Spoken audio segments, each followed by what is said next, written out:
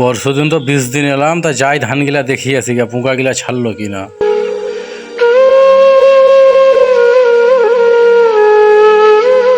ধানটা কেমন লাগছে? দুদিন তো স্প্রে করিয়ে এলাম, একটু মনে হচ্ছে কম কম লাগছে, ধসাটা একটু কম লাগছে। কি ব্যাপার, রমেন ভাই মন চার হয়ে বসে আছে, দেখি রমেন ভাইয়ের সঙ্গে কথা বলি। কি ব্যাপার রমেন ভাই, মন খারাপ কেন? আর বলেন না, জানেন তো সবই। সবই তো জানিয়ে, তোমার কপাল খারাপ, অল্প বয়সে তোমার বউটাও মারা গেল।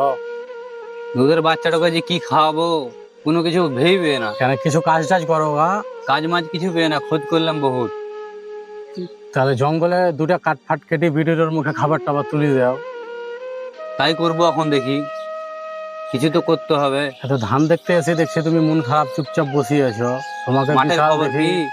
মাঠের খবর এবার খুবই খারাপ, দুদিন বার করে স্প্রে করছি তা পোকাই ছাড়ছে না। ঠিক আছে তাহলে যান, মাঠ দেখিয়েছেন। ঠিক আছে ভাই, তাহলে থাকো, যাই। ঠিক আছে, যাই তাহলে বাড়ির দিকে যাই, দেখি বিটি তো কি করছে দেখি আসি।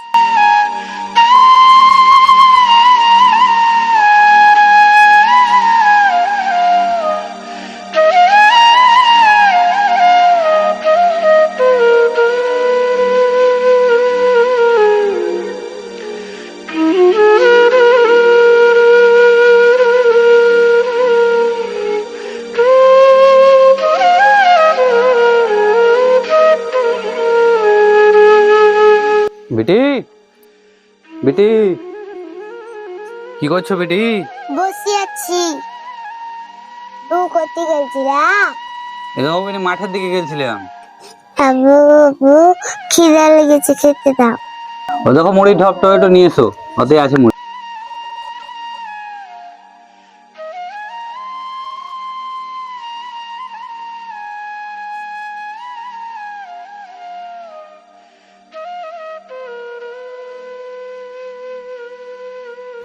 মুড়ি তো নাই বিটি, জঙ্গলের দিকে যায় দিকে তো কুড়োলটা দাও।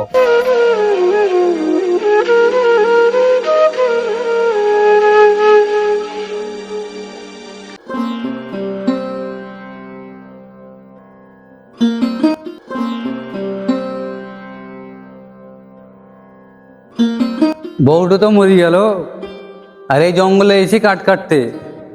ভাগ্যে যে কি লেখা আছে উপরওয়ালাই জানে। আর মা ওর বেটিটাও আছে বাড়িতে। রোমান মামা, কোথায় আছো তুমি? ও তো লাল পাহাড়ি জঙ্গল গেছি। তুমি জানো না ওই লাল পাহাড়ির ব্যাপারে?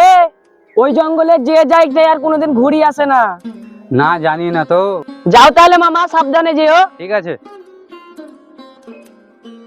ভয় তো লাগছে, মা ওর বেটিটার মুখের দিকে তাকিয়ে তৈরি হতে হইলে যা হয় তাই হবে।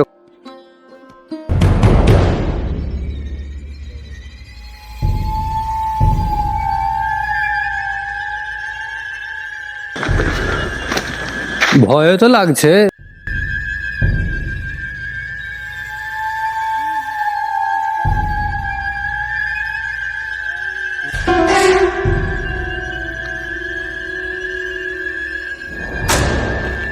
এই গাছটা কাটি, শুকাও আছে, মোটাও আছে, লকড়ি হবে মেলায়। এ কাটি।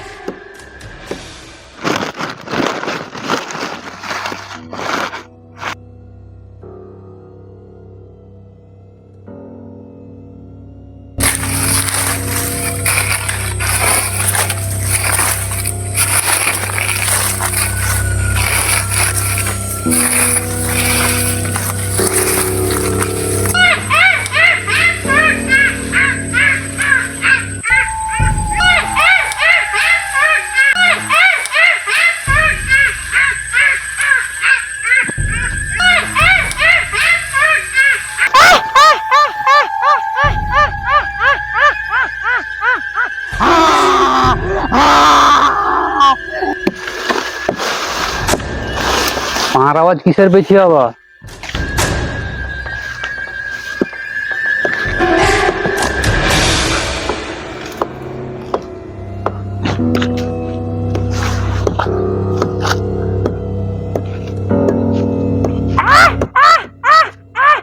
এই লালে পা পাহাড়ে কি করতে এসেছি? আমার একটা মামারা ছেলে বাড়িতে আছে, তাই পেটের দায়ে এসছি। তুই জানিস না এই লাল পাহাড়িতে কি থাকে? জানি তো সবই, কিন্তু একটা মামারা ছেলে বাড়িতে আছে, তাই পেটের দায়ে আলছি। ওই ছেলের আশা নিয়ে তুই কেন এসছিস? এই লাল পাহাড়ির জঙ্গলে আমার আসা ভুল হয়েছে, এবারকার মতো ছেড়ে দাও, আর আসবে না কোনোদিন। এই লাল পাহাড়ি রক্ত খাওয়া রাক্ষস আমি, তুই আমাকে বোঝানোর কে? ঠিক আছে, আর কোনোদিন আসবে না, এবারকার মতো। রক্ত খাচ্ছি